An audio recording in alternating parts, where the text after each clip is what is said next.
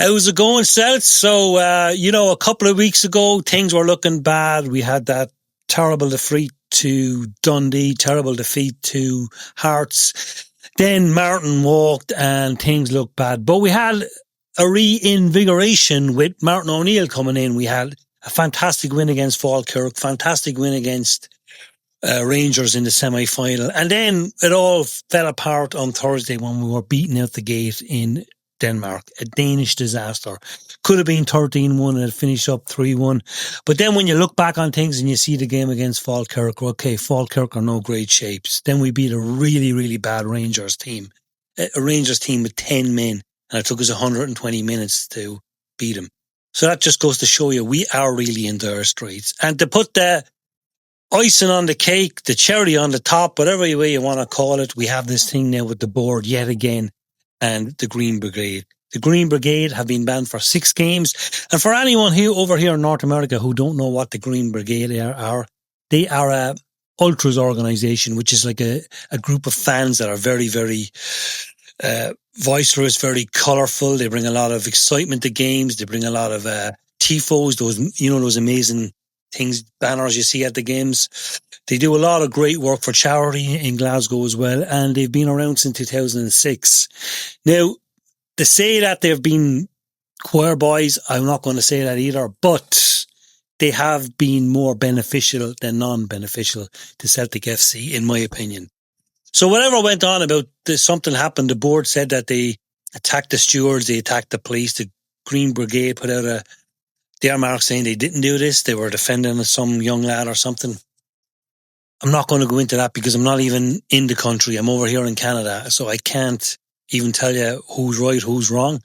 But unfortunately, they're gone for 6 games, and those 6 games, wow, like we got some big ones in there. Like, of course, we got the game against Kilmarnock, and then we have the big one against Hearts, which we would have really needed them there. It would have made a really exciting atmosphere around the ground. So, look, whatever happens. I don't know what's going to happen, but it's just feeling like an icky season. I'm not saying it's a COVID season yet, but it's feeling not right. Everybody is pulling away from each other. It's probably going to be Martin's last game tomorrow. He knows that. I think everybody knows that.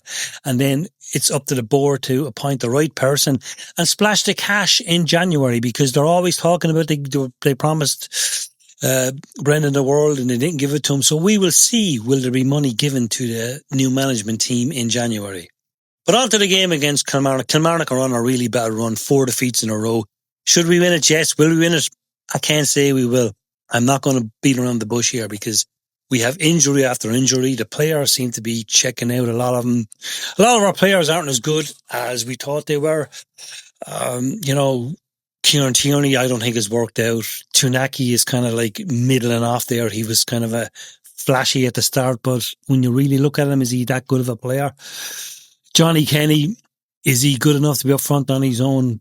Callan Osman is now injured and we don't know what's going on there. Like, he was getting a scan today, I think.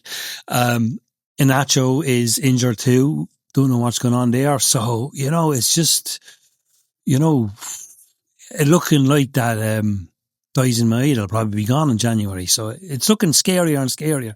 And I wish him all the best because he's been my favourite Celtic player over the last couple of years.